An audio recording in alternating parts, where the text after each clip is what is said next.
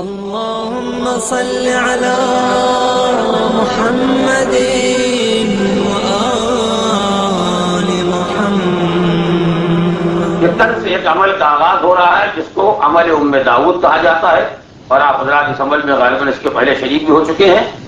15 تاریخ کو یعنی بدھ کے دن 3 بجے ظہرین کی نماز کے بعد 3 بجے کسی بڑی مسجد ہے، مسجد عیسیٰ محفوظ میں انشاءاللہ ام داؤد کے اعمال جیسے انجام دیے جاتے ہیں انجام دیے جائیں گے۔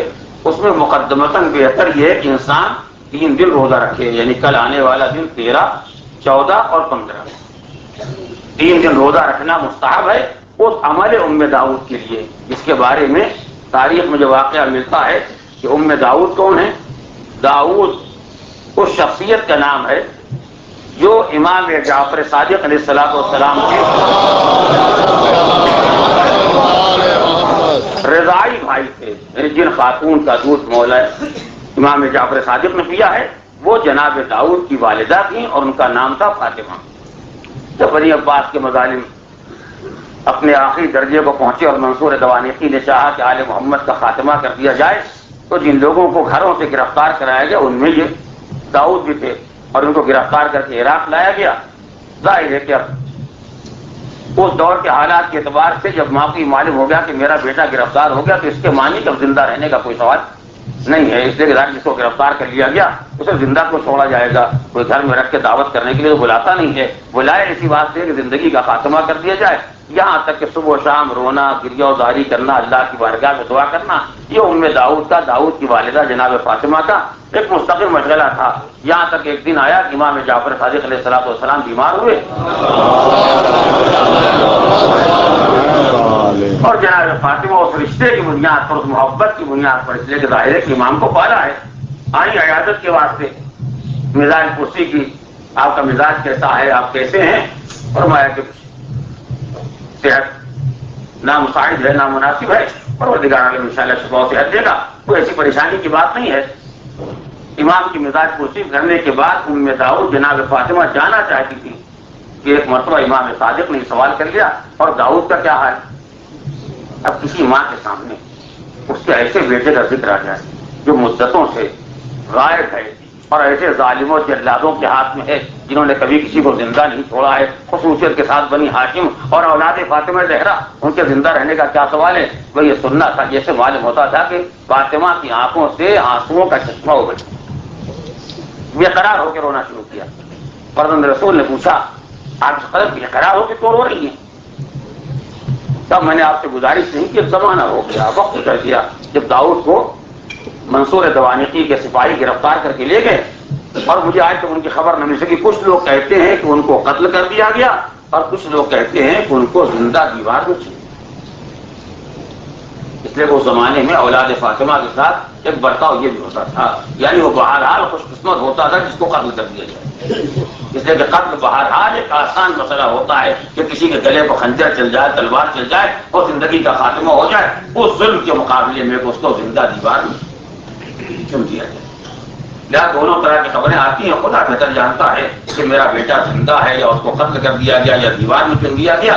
میں تو تقریباً اس کی زندگی سے مایوس ہو گئی ہوں۔ غالباً یہ زمانہ ماہ جمادی ثانیہ کا تھا، رجب سے پہلے، اس لیے کہ امام صادق نے فرمایا کہ آپ اس قدر پریشان کیوں ہیں؟ ارے رجب کا مہینہ آ رہا ہے، بابرکت مہینہ آ رہا ہے، اس مہینے میں جو دعا کرے گا انسان پروردگار عالم اس کی دعا کو رد نہیں کرے گا۔ اگر خلوص دل سے دعا کرے کہ آپ بتائیے میں کیا کروں؟ کہا جب ماہ رجب آ جائے تو ماہ رجب کی 13، 14، 15 3 دن آپ روزہ رکھیے گا، اور 15 تاریخ کو دعا استفتاح، جو دعائیں جو اعمال کیے جاتے ہیں یہ اعمال انجام دینا، نماز ظہرین کے بعد 8 رکعت نماز پڑھنا، اس وقت قرآن کے سورے ہیں، دعائیں ہیں، آپ انہیں پڑھیے گا۔ اس کے بعد دیکھیے پروردگار عالم اس عمل کے توفیق میں آپ کو کیا خوشخبری سناتا ہے اور کیا انتظام ہوتا ہے آپ کے بچے کے واسطے۔ یہاں تک وہ دن آیا اور جناب فاطمہ کہتی ہے میں نے روزہ رکھا اور 15 تاریخ آئی، میں نے عمل کیا، اور عمل کرنے کے بعد جب صادق آل محمد کی خدمت میں حاضر ہوئی تو آپ نے فرمایا مادر گرامی مبارک ہو، آپ کا فرزند آ رہا ہے۔ کیا میرا لال زندہ ہے؟ کہا بے شک زندہ ہے۔ اور میں قریب آپ کی خدمت میں آنے والا ہے. تھوڑا وقت گزرا تھا کہ ایک مرتبہ ماں گھر میں بیٹھی ہوئی دیکھا گھر کا دروازہ کھلا اور بیٹا ماں کے سامنے آیا. ماں نے پڑھ کے اپنے بچے کو گلے سے لگا دیا. کون سوچ سکتا ہے اس ماں کی مسرت کا کیا حالت ہو, اس نے اتنی مایوسی کے بعد اپنے بیٹے کو پا لیا. بس یہ سننا تھا. اور یہ منظر دیکھنے کے بعد فاطمہ بے چین ہو گئی. کہا بیٹا میں تو سمجھی تھی تیری زندگی کا خاتمہ ہو گیا ہوگا, لوگوں نے خبر بھی دی تھی کہ تجھے قتل کر دیا گیا ہے, زندہ دیوار میں چن دیا گیا, تو کیسے زندہ آ گیا؟ مادر گرامی میں تو قید خانے میں تھا اور جتنے مظالم ہو سکتے ہیں سارے مظالم مجھ پر ڈھائے جاتے تھے اور میں سب برداشت کر رہا تھا. مگر ایک دن میں نے عجیب و غریب منظر دیکھا, اور یہ منظر دیکھا کہ سپاہی حکومت کے چلے آ رہے ہیں اور آگے کہا چلیے آپ کو دربار میں بلایا گیا ہے. مجھے دربار میں حاضر کیا گیا. جب میں حاکم کے سامنے آیا تو حاکم نے کہا ہم نے تم کو رہا کر دیا اس لیے کہ تمہاری ماں تمہارا انتظار کر رہی ہے. آج یہ خیال کرتا ہوں تمہاری ماں تمہارا انتظار کر رہی ہے, لہٰذا ہم نے تم کو رہا کر دیا اور 10,000 انعام بھی دیا. ساتھیوں کو حکم دیا گیا سپاہیوں کو کہ انہیں فوراً ان کے وطن ان کے گھر پہنچا دیا جائے اور بیٹوں کو ماں سے ملا دیا جائے. یہ حکم ملا تو مجھے حیرت ہو گئی کہ آخر ایک بار یہ کون سا انقلاب آ گیا, یہ کون سا انقلاب آ گیا کہ ایسا جلاد ایسا ظالم انسان مجھے رہا کرنے پر اور انعام دینے پر تیار ہو گیا. تو اس نے خود یہ بیان کیا کہ میں نے رات کو خواب میں دیکھا, میں سو رہا تھا کہ میں نے خواب میں دیکھا کہ جیسے کوئی بزرگ سامنے آئے ہیں اور ہاتھ میں تلوار لیے ہوئے ہیں. کیا خبردار اگر اس کے بعد میرا بیٹا تیری قید میں رہا تو میں تجھے زندہ چھوڑنے والا نہیں. یہ طے کر لے کہ ابھی میرے لال کو رہا کرنا ہے. اس لیے کہ اس کی ماں اپنے بیٹے کے غم میں بے قرار ہے. مولا کائنات کی ذوالفقار کو دیکھنا تھا, اس تلوار کو دیکھنا تھا کہ لرز گیا اور جیسے خواب سے چونکا ویسے ہی حکم دے دیا کہ داؤد کو رہا کر دیا جائے. یہ اس عمل کی برکت ہے جس کو عمل ام داؤد کہا جاتا ہے, یعنی تعلیم ہے امام جعفر صادق کی اور عمل کیا ہے فاطمہ داؤد کی ماں نے.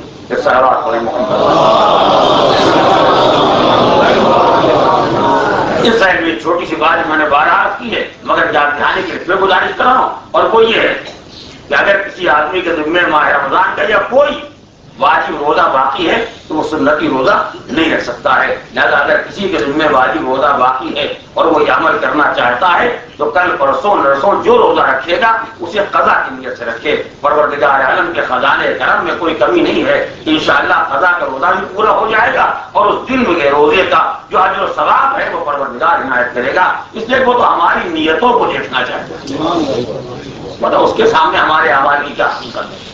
فقط دیکھنا چاہتا ہے کہ بندوں میں کتنا جذبہ بندگی پایا جاتا ہے. بڑی انسان راہ بندگی پر آ جائے کرم خدا تو خود پڑھ کے استقبال کرتا ہے. اللہ خود آواز دیتا ہے جب بندہ میری طرف ایک قدم آگے بڑھتا ہے تو رحمت 10 قدم پڑھ کے استقبال.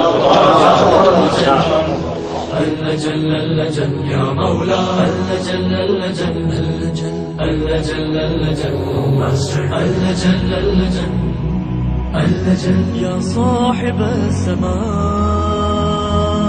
اللجن